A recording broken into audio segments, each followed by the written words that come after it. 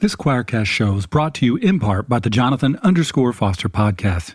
It's a podcast that lives at the intersection of mimetic theory and open and relational theology, given that your host has degrees in such thinking as well as many of his guests. So if you're interested in helping humanity evolve and take healthy steps forward into non-scapegoating, non-binary, non-violent love, you should check it out. Find the Jonathan_Foster show on all fine podcasting platforms everywhere. Western Christianity has spent the last 2,000 years telling everyone they're separated from God. This is Not Church with John and Nat Turney and Bethany Shea. Hey, everybody. Welcome back to the podcast. My name is Nat. I'm with my brother, John, as always. Say hi, John. Hi, John. And since Bethany is here, I don't get in trouble for introducing you first. Right. And being accused of, misogyny, which is, starting to hurt my feelings a little bit. But, I can't. You'll get over it. I'm already over it. I forgot about it already. We are just so happy to have this podcast still going and introducing you guys to new and interesting people. This is the podcast we call This Is Not Church, because it isn't. And if it was, you'd get the hell out of here before we pass the offering plate around and ask you to dig deep. Have you ever been to a church service where they ask you to put money in they're like, we like the kind that jingles, but we prefer the kind that folds? That's exactly. That's the kind of background I come from. But as always, we are joined by an awesome guest. And so I'm going to take a second to introduce her to you. And then we're going to dive right into what I hope will be an awesome conversation about her new book. So Noelle Cook is an ethnographer and researcher specializing in the online and offline participation of women in conspiratorial and right-wing movements. As an associate producer of The Conspiracists, a feature documentary by Page75 Productions, Cook examines how identity, belief, and belonging shape extremist communities. Her work bridges academia. Academia. Hey, I got every other word and then tripped over academia. Go figure. And media to explore the forces driving radicalization. Her new book, The Conspiracists, Women, Extremism, and the Lure of Belonging, is available everywhere you buy books, along with, I saw a Kindle version and an Audible. So no excuses, people. Yeah, really.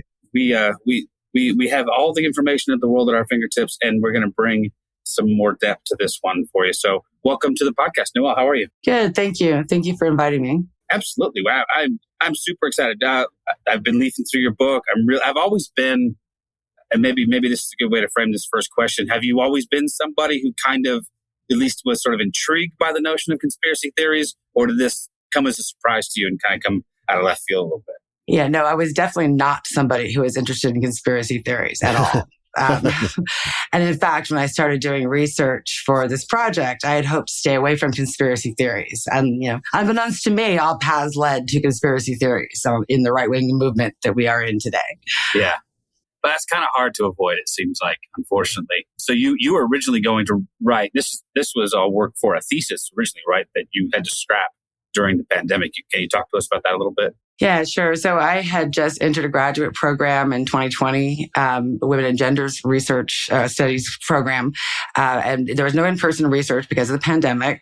So my original project had to be scrapped. And I decided to go down to DC, since I was living in Maryland, to take pictures of Stop the Steal rally. And so originally that was my intention the day that I went to DC. I had not expected to witness an insurrection from a great distance away from the building, but I definitely got more than I had bargained for that day. So my thesis ended up turning into a project on women and radicalization. After looking at my photos from that day, I saw so many women in the audience who were participating next to men in full body armor, talking about hanging people while they sat smiling, taking selfies, reapplying lipstick, and acting like it was kind of any other day, like a church picnic or a school meeting of some kind. And so there was a real disconnect and a real surrealness when I got home and actually recognized what had happened inside that building once I turned the television on. Because there was really no indication outside of the severity of what was happening inside. And so that's how I ended up in this project. And as I said, I kind of looked at the first 100 women who were arrested because the majority of them looked so much like me, meaning they were white, middle-aged, look middle class, I tried to go through the different categories of reasons that we place on people for participating in political violence or in political movements. I looked at what we were talking about back in 16, which was, white economic precarity and insecurity. And so I started pricing out some of the things that I could see people wearing. And I'm like, well, I don't know. This whole row here is wearing a combination of an average of about $800 a piece in body armor and other gear. So I'm not sure the economic precarity explains this, which then when we go on into January 6th and we looked at the men in particular who were arrested, it broke down almost into three parts equally, which was professional, owning their own business, and working class. And so there's a real broad range of people who believe in conspiracies. And that particular day on January 6th brought together people who believed in a stolen election, as well as a lot of people who are anti-vaccine, anti-science based, because in addition to Trump's Stop the Steal rally, there was a anti-vax rally going on in the lower Senate, East Senate Park at the same time, where Del Bigtree was speaking. And they were talking about, ridding us of Dr. Fauci and the evils of the vaccine. So that was also going on at the same time. Regardless of which group you were with, they all found a central meeting point on the steps outside the Capitol. Some of whom went inside as well. And that's how I discovered this population of women to study. Yes, it's weird. Several years removed from all of this, it seems very surreal to me. I mean, most of us didn't have a front row seat. Most of us watched it on TV and still sat there with our mouths wide open going, like, what the fuck is happening? Yeah. Like, what is, and I saw the same thing I think that you saw, at least to some degree. I did see a wide range of people. And I did see, I don't know that I didn't necessarily notice a large percentage of women, but I was more paying attention to the guys who look like me and John going, stop it. Like, you could have shaved the beards before you went in. The hell. And of course, the guy with the big Viking horns was stealing the show. But this didn't happen in a vacuum. There was a lot of lead up to this.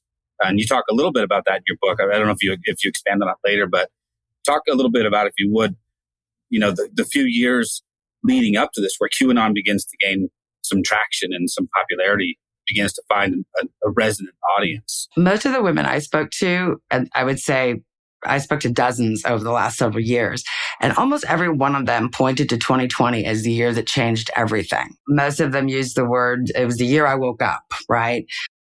Or I started asking questions. And when you do that on the internet, the algorithms are going to bring you more of the same kind of questions you're asking. And that's what happened to so many people. Is it was a time of concern for us as a globe, actually. Everyone in the world was dealing with this pandemic. And people were being asked to stay home. Women and families were asked to homeschool children, sometimes for the first time ever. They'd never contemplated such a thing. And so people were trying to figure out how to get multi-grades, sitting in front of computers, doing their work while the parents are still trying to do their own work from home. So it was particularly anxiety-producing time for women in many ways, because the pandemic really touched on all spheres of womanhood. It was education of your children. It was family's health and nutrition. It was education, which we saw everybody going nuts with school boards and curriculum changes and banning books. And so I think 2020 was was a gateway for so many people into the world of conspiracies in particular, and anti-government sentiments. Those who already had a presence online prior to 2020, who had been poised and selling their goods already, whether it be the etheric surgeries being sold by Mother God on Love Has Won's, channel, that was already happening. There were plenty of alternative health remedies online and on sale. And if you go back and you look at some of the past postings of these groups, you start to see where they've learned to signal. Right. So like by 2018-19, Love Is One is using symbols like, if you know, in their posts, or they'll do the acronym for where we go one, we go all. in their posts. Then that leads into 2020. Now, when you have a whole bunch of people, you're getting fed the anti-vax, you're getting the alt health, and you're getting the QAnon stuff based on all these hashtags that kind of interlope throughout the internet and kind of build this bridge between right-wing ideologies, so that you do have somebody who might look pretty lefty sitting on those steps of the Capitol next to somebody who is a white nationalist or Christian nationalist who's in their full body armor. And so the disconnect is visual and aesthetic more than anything, because the messaging ultimately kind of leads to the same places. Yeah, it was weird to see them sort of coalesce around a message and bring those disparate groups together. You're right about. I hadn't thought about that in those terms, but a lot of those guys, you know, I think of the QAnon shaman.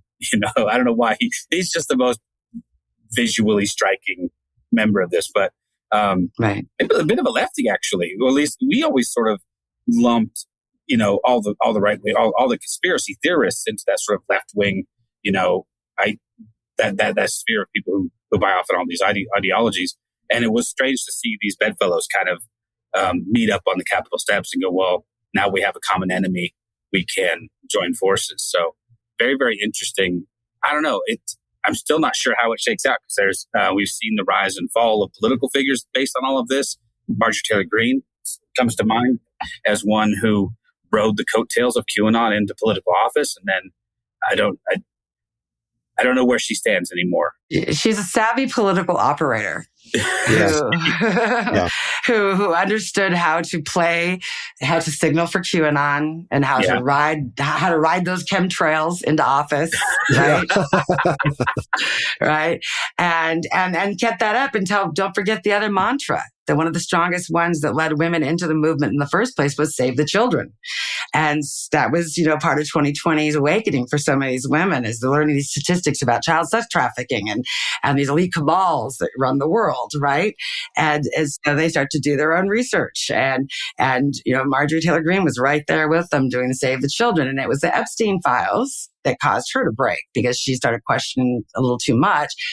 And then the person that everyone thinks is the white hat here to save the day tells her to get back in her box. And all of a sudden, overnight, her delusional disorder just cleared up.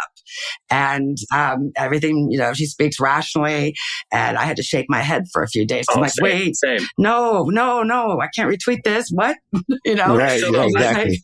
I still don't fully trust it. I still do think it's a lot of political theater. I don't trust in the slightest. After observing this for 5 years, I'll tell you what, you know, like QAnon shaman, for example, whatever issues he has aside, he was definitely one of the people who used that J6 identity as a visibility tool to become either an influencer or to monetize his platform. And there were so many of them that did that, which is why at the end of the day, my book only focuses on 2 women. They were the only 2 I could truly believe that what they were telling me was what they truly believed. There were too many. Everybody else already had some kind of agenda, whether it was visibility, monetization, influence, whatever it was. And you can't learn from those people anymore, because they do what Marjorie Taylor Greene does. They just shift with the wind. I mean, they traffic in dishonesty anyway. So I wouldn't put. I mean, I don't think any of them would have any qualms with misleading somebody in service of the greater cause. They'd be like, well, so we lied to the liars. Big deal. But let me ask you one question. This is more of a observation. How crazy, as a professional researcher, does it drive you when people say they do their own research? It depends. Yeah, I mean, this is the quandary for me too, right? During this, because as we talked about, this started out as a graduate thesis, but after hovering above on paper for a year, everyone looks the same, and it's easy to categorize everybody. Oh, you're a Christian nationalist. Oh, you're a white nationalist. It's so much more nuanced than all those things. For sure. And so I reached out to a couple of people. Vaughn first in the book, because her spiritual journey took me down paths I really was getting lost in. Now I was having a hard time determining, is this really a belief system? Is this from a science fiction book? Where does this all work?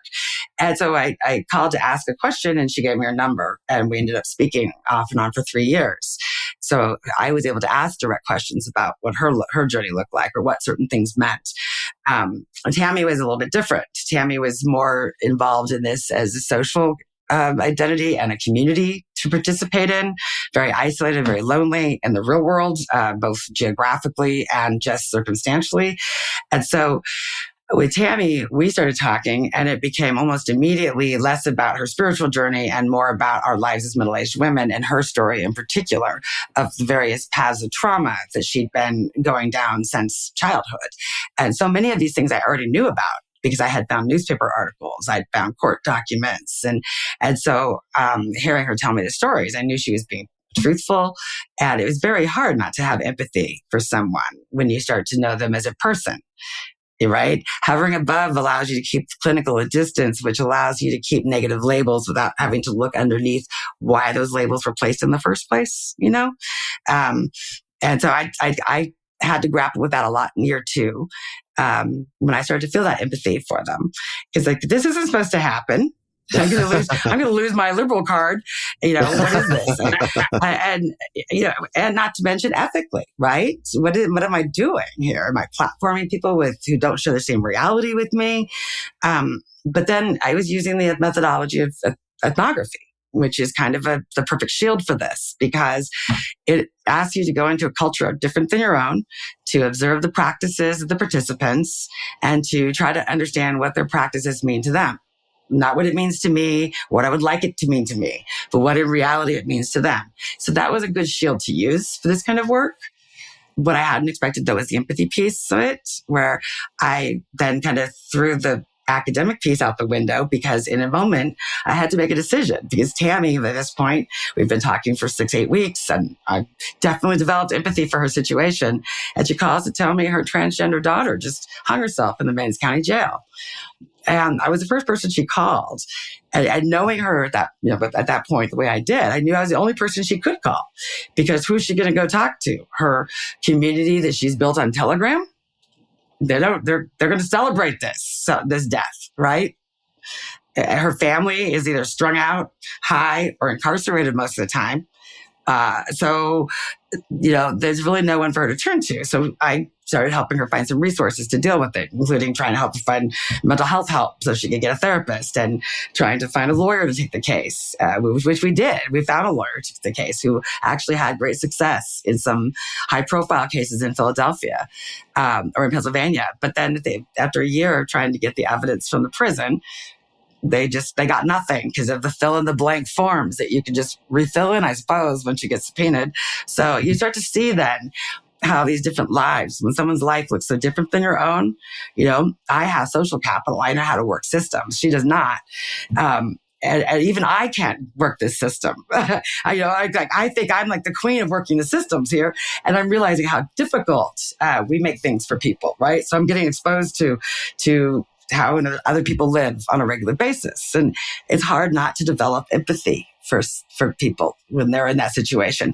And I crossed too many lines while developing empathy for them to make it an academic project, which is a shame, because I don't think you can understand people without getting to know them. And if you're human, it's very difficult not to develop empathy. But it doesn't have to be sympathy.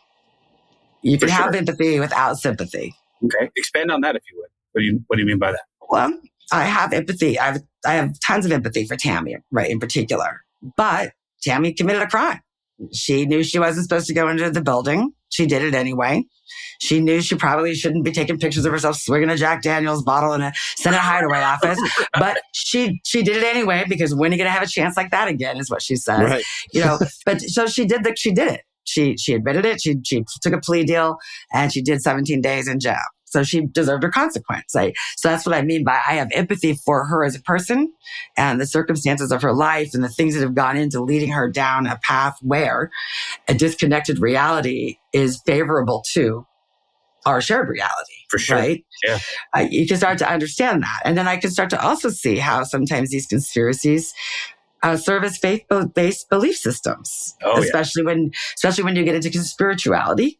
Oh my gosh. Which so many of the women did. That's what they went straight from QAnon into the New Age health pipeline, which all converged into this conspirituality mass, which was a coin termed in 2011. But if anything kind of really brought that and made it cohesive, it was 2020. Wow. The pandemic. I've never heard that, and now I'm absolutely adopting it. because Yeah. that seems to work. I love the idea, though, and John, I'm sorry, I don't mean to interrupt. It's just these things are popping in my head, so interject if you need to. But I love the idea of approaching this almost anthropologically, as though you're observing another culture from the outside looking in, because that's the way I feel about most of these folks. It's like, I don't get you. Like, we do not have a shared reality in many ways. And the only way I have found any empathy for myself is to do what I believe you've endeavored to do here, which is, okay, let's find the stories. Let's find some touchstones, some places where we can go, okay, maybe there, but for the grace of mother love, go I. Did you find a place where you say, hey, under a different set of circumstances, man, I might have been led down this path? Or are you more skeptical than that? I don't know if I would have been led down the path of the conspiracies these women believe in. I am too skeptical for that, I think, which is one reason I don't, have a strong faith-based system in my life. Unless you can show me some kind of evidence, even though I want a logical conclusion of how you got here, right? How are we? Other than just, like in our, in one of the scenes in the documentary, The Conspiracists, that we did as a companion to this book, there's a scene where two women are in there talking about the conspiracy about a man named Vincent Fusca, who is a man who lives in Pennsylvania, that some QAnon followers believe is John F. Kennedy Jr. in disguise, right? But he's also definitely not as attractive and much shorter. And so there's a scene where these two women are talking about him, and they actually go back and forth of like, well, I think sometimes he's here in disguise and uses his identity, or I've heard he's reincarnated. Well, that's possible too, or cloned. And then they'll go like, well, but isn't JFK Jr. a lot taller than Vincent? And then the other one goes, I don't know, but is anyone going to pay attention to that?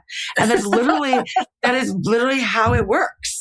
Like, it really does work. As long as the community consensus is no one's going to pay attention to that, the story flies.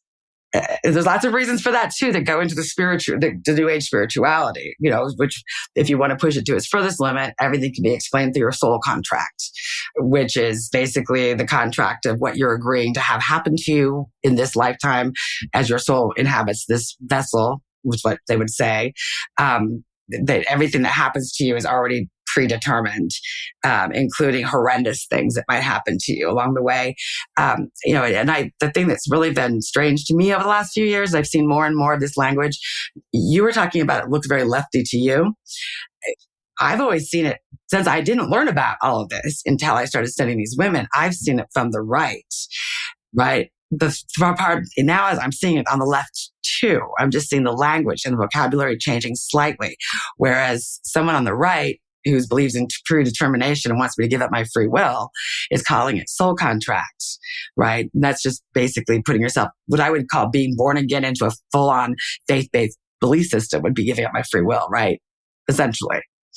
But then the other side, very liberal people I see are now talking about it again on TikTok and on Instagram. And it's very hard to tell how much of this is because you need to do it to stay monetized and relevant versus how much of this are you actually believing yourself? Because I've been surprised by a few where they're talking about learning to read the Akashic records, right? Which I would have never heard of before had I not done this book and gone down to the LA Conscious Life Expo, where you see this entire conglomerate of ideas in one building.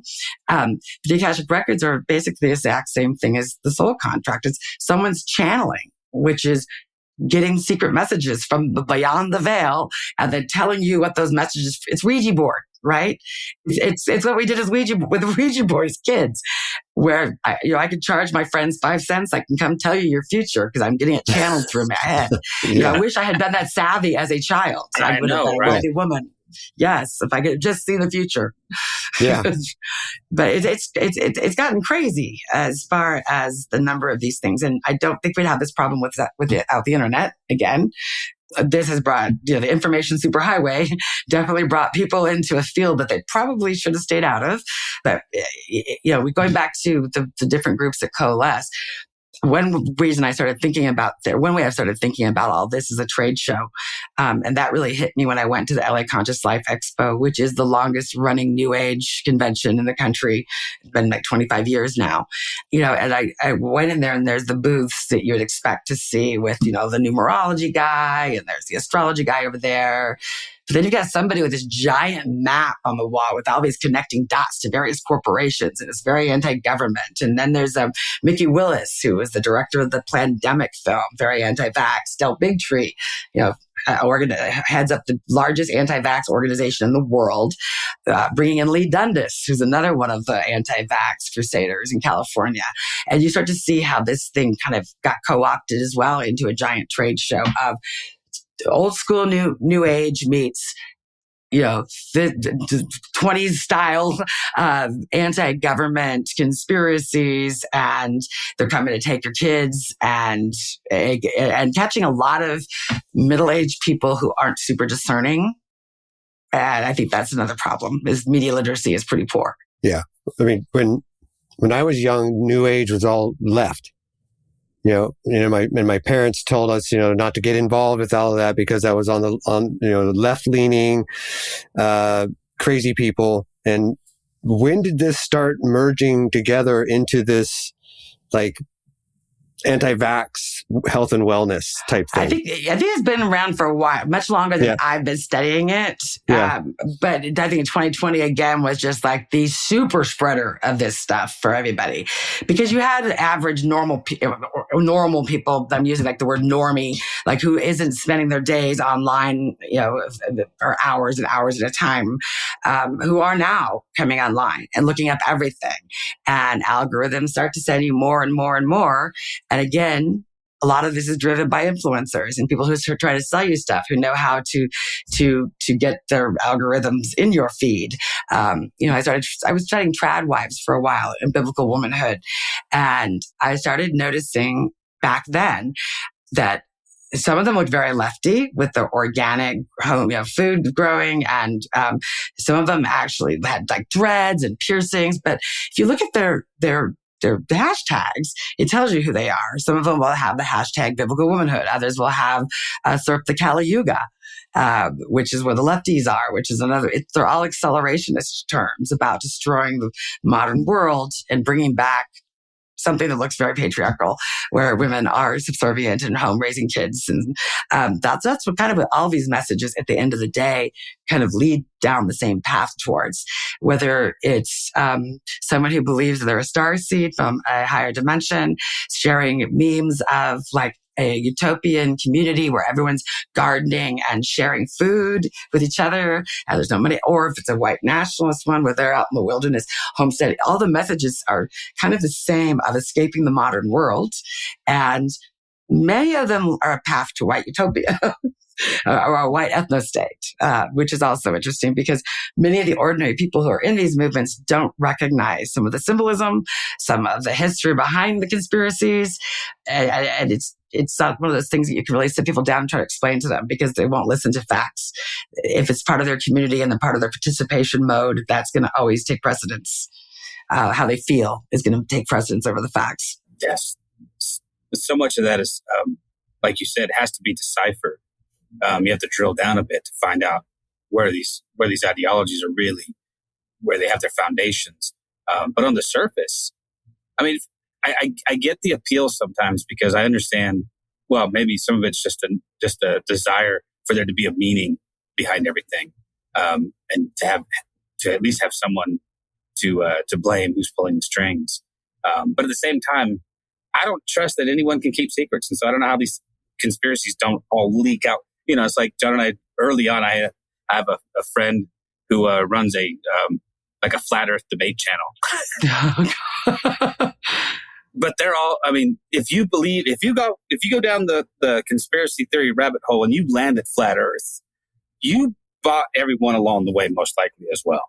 And so it's almost like the weird logical conclusion of all of this. Well, if they're hiding all of this, they must be hiding, obviously there are lizard people in the government. There's Pizzagate and there's all this other stuff.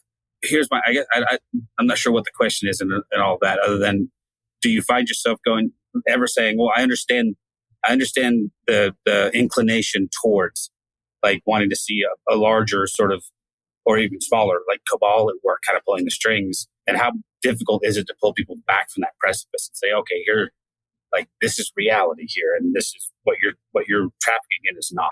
I think it's going to be really hard to pull people back right now, and largely because, you know, there's some conspiracies that have a shred of truth to them. Sure. You know, not all of them. Like, I'm not going down there are no reptilians. I'm going to stick with that one. Okay. I don't believe in Pizzagate, but turns out there is a cabal of powerful people who protect other powerful people. And that seems to work across party lines. And so that's true. But I guess if you had framed it in a different way 5 years ago, I would have said yes, but I would have been looking at it from I wouldn't have called it a cabal necessarily, but yeah, but it works, right?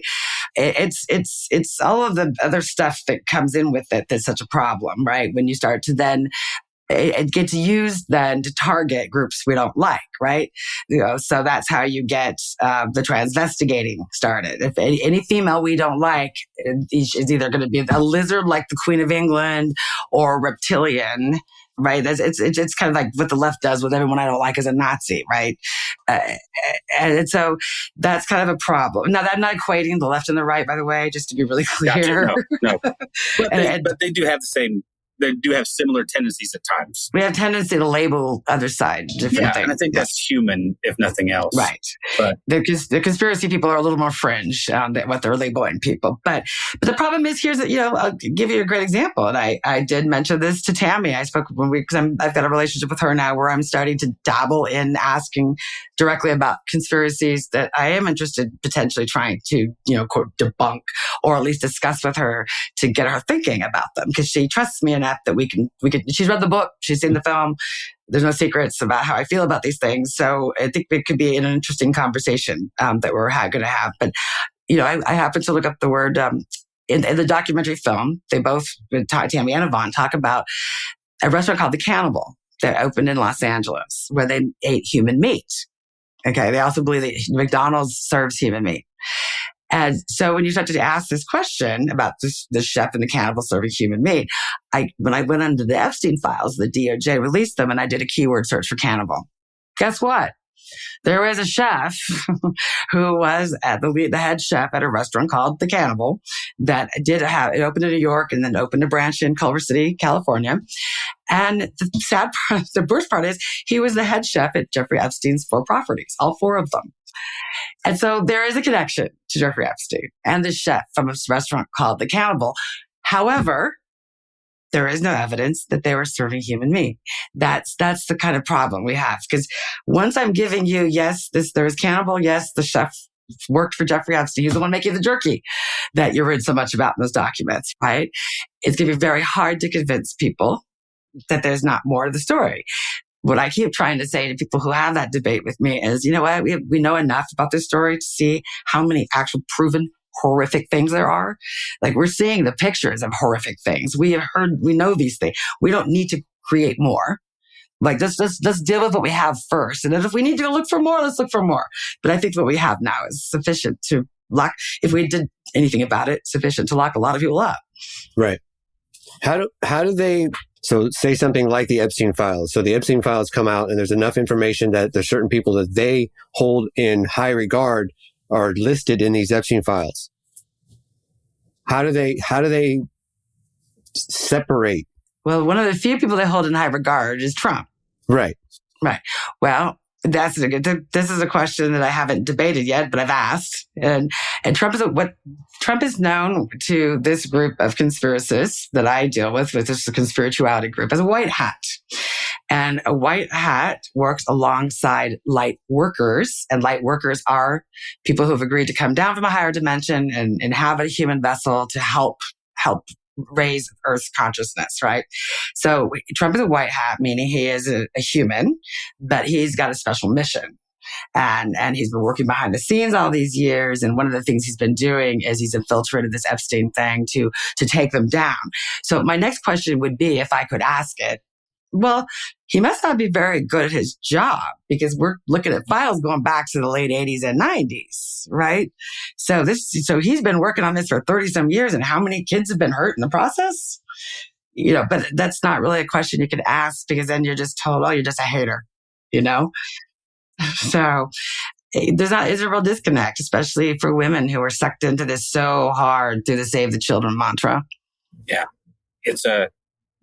I don't even know what to do anymore when it comes to Trump. He's so far out of the mainstream in so many ways. Is there a common theme you see amongst people who hold him in high regard, or is he hitting just a multitude of different little talking points that suck people in? I think he's hitting a multitude of talking points. I don't either. And that was kind of the overarching question for my research, because the one commonality when I looked for patterns of the people willing to commit political violence, particularly women, the only pattern I could see when I was looking at that first 100 arrested, because there were only 17% women arrested. So it was a small percentage that were arrested. There were a lot of women on site. Just the ones who went into the Capitol and got arrested, it was 17%. But I started looking at that and thinking, so this last round of the Trump election, part 2, right? The group that voted for him at higher numbers than they had the first time round were white, middle-aged Gen X women. And the next group that did that same kind of increase were their sons. And so it was kind of like, well, what happened? What happened to Gen X was my big overarching question. And you look at the cabinet that we have today, the vast majority of them are Gen X. You look at so many of the problematic influencers today are Gen X. So there's, in some ways, it's like the worst playground behavior we had in 1982 is just taking over real life. I mean, because it's true. You can just, like, I listened one day on Twitter or on one of the social media platforms, people are using the R word again, just like it's 1980. Yeah. Just no hesitation. Yeah. And it's like, with a hard R too. How do you get rid of that for 40 years? And then all of a sudden one day it's just like, yeah, man, it's okay. Yeah. It's really weird. It's nuts. Yeah. I spent the entire 90s and early 2000s making sure my kids couldn't even watch Rugrats because they said, shut up in it. Exactly. Same. I raised some hella messed up kids, telling them to be nice to people, but it does seem like they coalesce again also around a common enemy. And that would be, weirdly enough, the people who could lift them out of this fog. So they are super hypercritical of academics. They're super hypercritical of ideologues that aren't far right. And then they all seem to have an unhealthy obsession with trans folks. And we sadly are seeing the fallout of all of that in people, even like your friend whose daughter took her life. That's the thing that frightens me about these nationalist leaning, whether they be Christian or otherwise, people getting in powers, is the people they just decide to squash because they can. Yeah, and that's a problem because once you have like authority added to all of this stuff, which is what Trump constantly signaling to QAnon followers still, the average person isn't going to notice it. But if you listen to whatever the background music is at his rallies, you'll hear the song that he plays to signal. He puts out AI garbage all the time on Truth that often has, back in September, he put out something about med beds and how every American was going to get a med bed card. Right? That was his solution, which they all believe. Many of these conspiracists believe that there is this hidden alien technology, these med beds that can heal anything. They can cure cancer, they can regrow limbs, and the government's been hiding it from us so that they can continue to support big pharma. And so he comes out with that, and they took it down 12 hours later, but too late, damage done. It was already circulating. Oh, he took it down because he had to, but it's what Keep Hope. It's that Keep Hope Alive message he does every week or two. Even after, this is what shocks me. Even after talking about when these Epstein files were first being called to be released, he even put some, as he's getting cornered more, he put out a couple posts saying, I don't even want your support if you think this is real. He was, you guys are stupid. Everyone just ignored that. And you realize the power that identity has and this power of this community you've built over 5 or 6 years. Because if you turn on that, you're out, And you don't even have to turn on it. You just have to not play by the same rules anymore. Like Tammy, for example, who works full time now. One of her best friends from online on Telegram is now giving her a hard time about her new age beliefs, because this woman now, since Tammy's not around as much, has found a new group to identify with that's much more evangelical Christian. And so that's, so you watch how, it's the same thing with people who take on identities of their spouse in real life or whatever it is. But you watch that same sort of dynamic happening in online relationships as well these days, since the vast majority of these people, as they got more out there in their beliefs, the more isolated and pushed into their online spaces they became, as more real world people distance themselves. And it's kind of this just self-fulfilling prophecy that never ends. And so for long as Trump and the Marjorie Taylor Greens and the other politicians use this stuff to get elections, you're telling a group of people that's already using an unshared reality to help themselves feel more powerful in very powerless situations. And if you give authority to that now, it's like, well, see, the Director of Health and Human Services is on my side. So it's really hard. How do you bring people out of that? Yeah. What's weird, have you noticed at all that the demographic has skewed? I'll give you the background for my question here. John and I grew up in a version of evangelical Christianity that was very conspiratorial. I mean, everything was a secret cabal. The Pope was the Antichrist.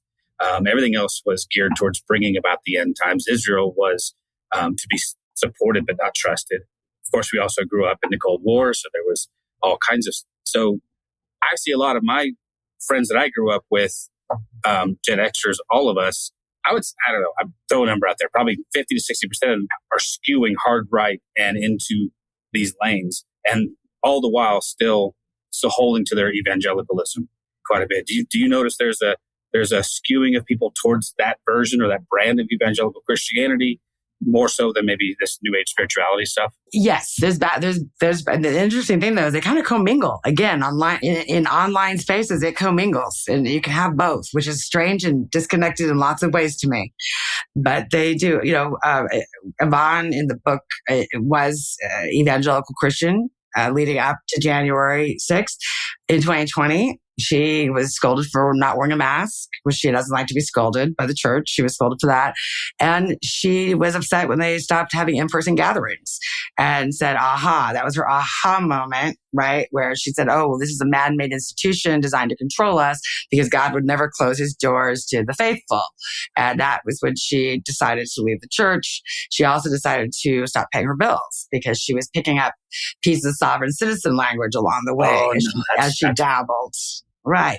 This is that trade show thing I'm talking about. People might walk by the booth and get some of the swag, but they don't take the pamphlets and the brochures and they don't read the fine print. And so they just whip out that bumper sticker and think it's enough. I'm not paying my car registration.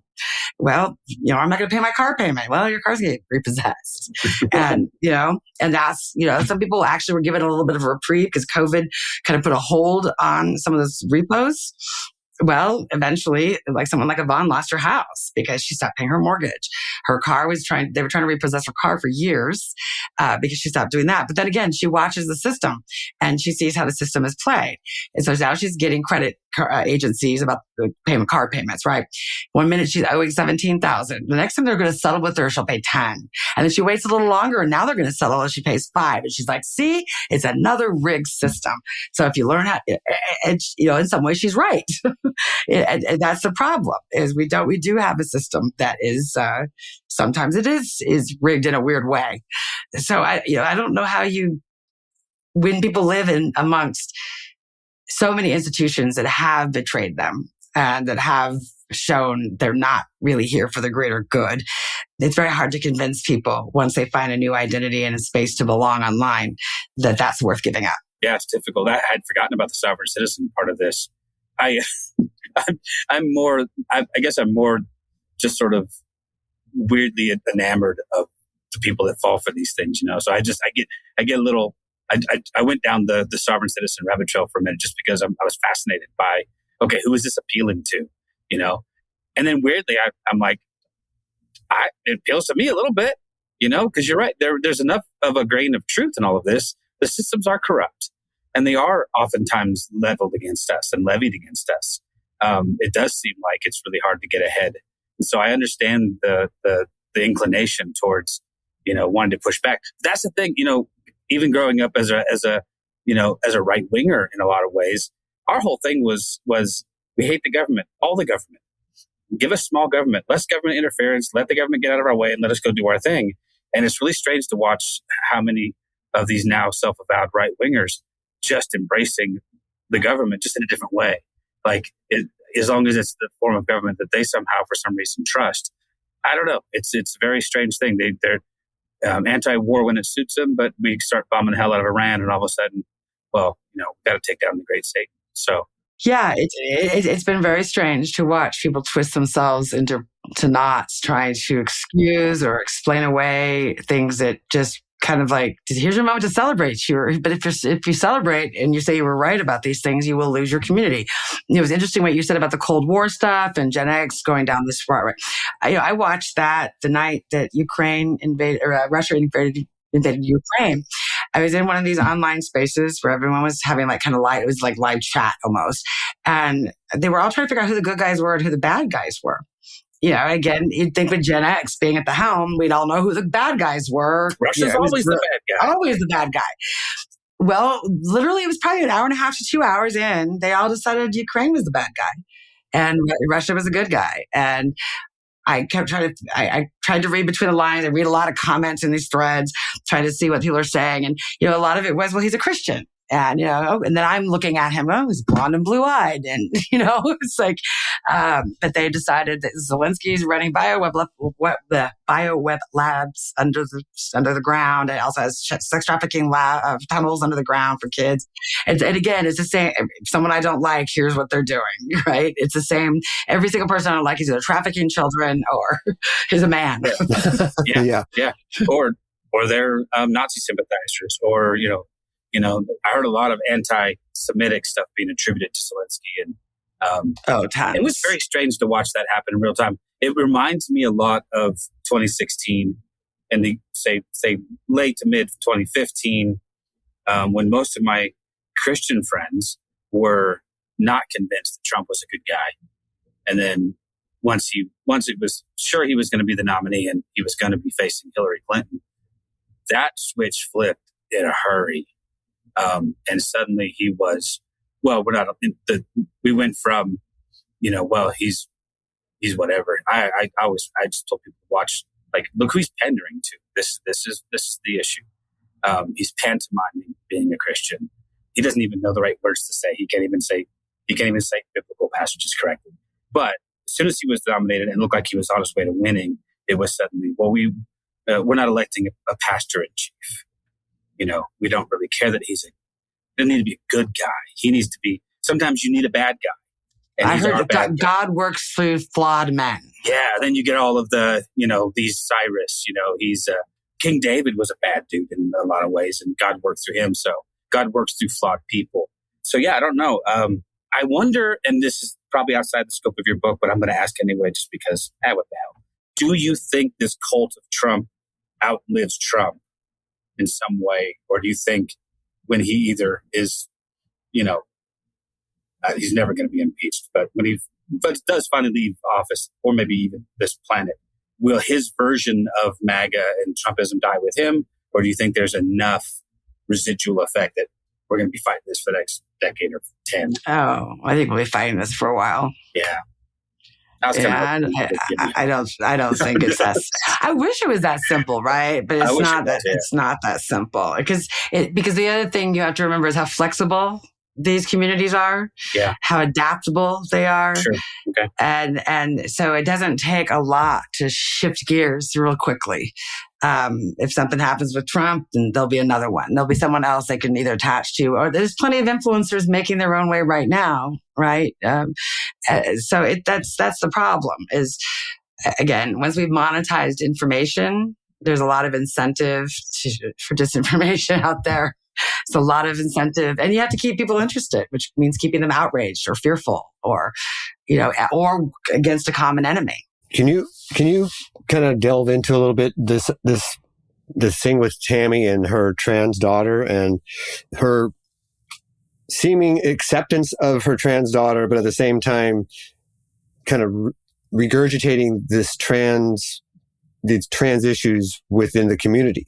I mean, how does she defend both sides of this? Yeah, well, I wouldn't say defending both sides. I don't think she was defending Sabrina's choices necessarily. Gotcha. She was doing her best to tolerate Sabrina's choices. That makes more sense. Yeah. She still has it in her head that, quote, they, end quote, and I said, who's they?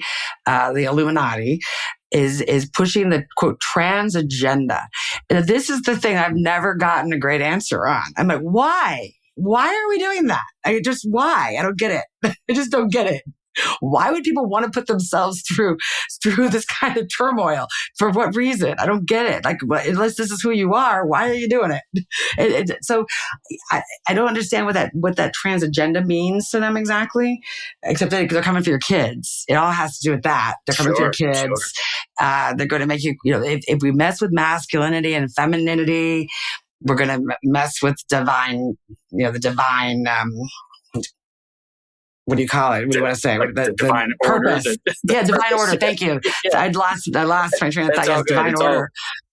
That's exactly what it is. It's you're messing with divine order. And that's a huge problem because that means you're not giving up your free will. See, that's still exercising free will. At least that's what I've gleaned from my conversations and observation. In particular, I'm thinking about a scene in the film where I think I mentioned it. I talk about it in the book as well, where Tammy and Yvonne is talking about that Tammy's child had done lifetimes as a man, and that's why they thought they were a woman in this lifetime. But then she goes out and she says it in a way that sounds like she's okay with it to a point, but then tells me, but when you're doing that, you're messing with God now. Because if God had intended you to be here as a man this lifetime, or a woman this lifetime, that's what you would have been born as. And so when you're, quote, fucking with God, is what Yvonne says, that's when it becomes a problem. And that's what this. And so I guess if you really tried to keep breaking it down, I'm sure the trans agenda somehow fucks with God and somehow is an assault on Christians too, if you think about it that way. So, yeah, but the only answer I could get is who they were was the Illuminati. And I still, big pharma, because they're, but based on the number of people using those hormones, I don't think they're getting rich off that. I think they're getting rich off of your insulin and the other things they charge an arm and leg for. Right. Well, again, there's that hint of truth, right? Because big pharma is a problem. Yeah. Absolutely. Absolutely. Capitalism's a problem. It's all huge. Yes. Huge. Fuck capitalism. Yes. Fuck all this stuff. Yeah. It's gotten so much worse. It has. And it's let it rip. I used the last conversation we had with somebody, I used the term end stage capitalism, and we're there. I mean, I've seen it coming in my lifetime. It doesn't end well as the wealth gap, continues to widen and widen. It does make me wonder, though, that if money wasn't so much of an issue, if most of these people would not all be Scientologists. Because this seems to be right up their alley, man. I mean, we don't like traditional education, nope. Psychology, nope. The traditional medicine, nope. I mean, giving up your free will, hell yeah. Job security, you get $1 billion contract. Life is good. You're set. Far out, crazy conspiracies. If they didn't just charge so much money to be a part of that little club, I wonder how many of these people go down that rabbit hole. I don't know. That's a good question. I mean, the Conscious Life Expo, that Lee Dundas I mentioned, is a Scientologist. Yeah. Well, you may just have a chance to meet Tom Cruise, Or Kate Moss, or not Kate Moss. Gosh darn it. Who's the, oh gosh. It doesn't matter. The woman the actress from Handmaid's Tale. Oh, is she one? Moss? Oh, yeah. Oh, yeah. I didn't know that. Yeah, there's a bunch. Jenny Elfman. Yeah. But then I just saw a little spiel. They still do a big, huge bash for L. Ron Hubbard's birthday every year, and they put all the really big celebrities in the front row. So John Travolta and all those people were there, and I was like, oh man, I'm still going to watch your movies. Come on, man.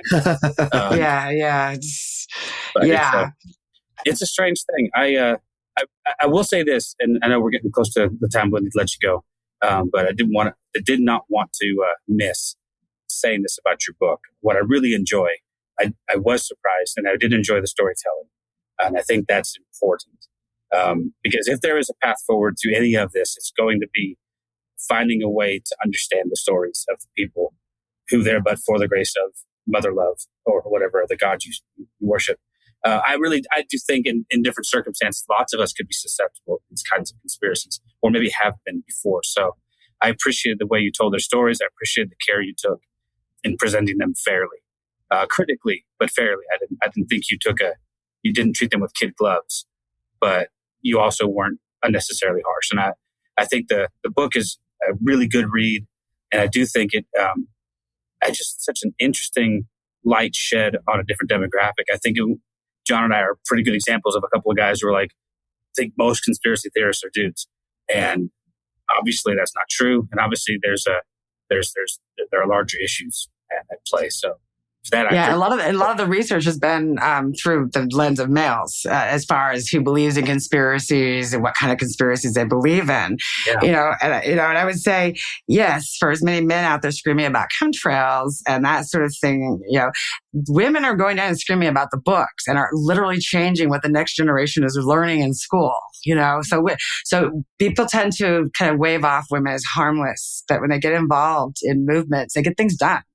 They're very organized. They have a very clear agenda, and they get it done. Yeah, for sure. So that's something to keep in mind, that it is definitely very female heavy, especially in the conspirituality realm. Well, that's awesome. Your book is available all over the place. Where's the film available? I'd like to check that out. Well, the film right now in the United States does not have a distribution deal. It has done some film festivals. It is in some public libraries, though, because we do have an educational distributor. So you can request it. It's called The Conspiracists. If your library doesn't carry it, they can order it.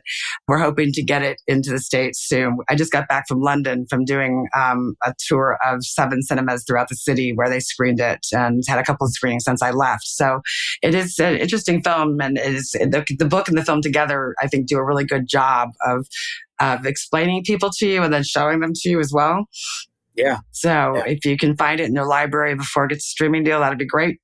You probably would appreciate awesome. it. Well, I definitely I'll be on the lookout for it. I'm always, like I said, I enjoy stuff like that. So thank you again, man. I wish you the best of luck with the book. I hope you just sell a bunch. And John, any parting thoughts before we turn our guests loose? Just say thank you for taking the time to talk with us. It's been an amazing conversation. Yeah, I really loved every bit of it. Yeah, loved your book. I agree with Nat that this is a book worth reading. Makes you care for these people, and I think that's important. Yeah. I think that. And one thing I should note, I think yes, I agree with that too. But I also always have to be aware of the fact that I say those things from a very privileged position. For sure. I am not a targeted group. Right. I mean, outside of being liberal, right? I'm not somebody that they're trying to destroy, like by taking my healthcare away. True. So it's easy for someone in my position to say, oh, yes, it's important to understand people and not just write them off. But not everyone's going to be able to do that. Absolutely. So I just want to make sure I acknowledge that part of it. But those of us who can maybe should, because the more isolated people become in their online communities, the more radicalized they usually become. Yeah. Very true. Yeah. Yes. I agree 100% with that as well. 100%. Yeah.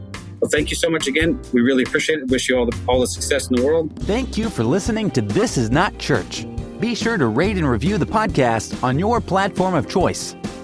If you would like to partner with us, visit patreon.com/thisisnotchurch, where you will receive exclusive content such as early access to episodes, videos of upcoming episodes, and live Q&A sessions. Be sure to check out our Facebook group or follow us on Twitter and Instagram. All the links are in the show notes. We'll be back soon with another episode.